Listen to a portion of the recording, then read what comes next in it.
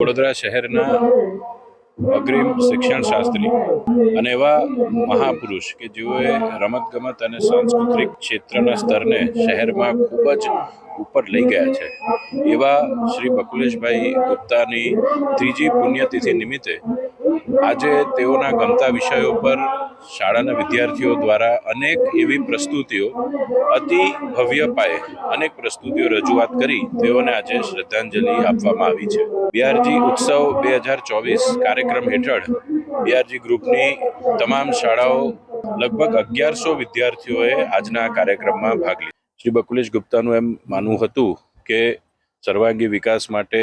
શિક્ષણની સાથે સાથે સેલ્ફ ડિસિપ્લિન,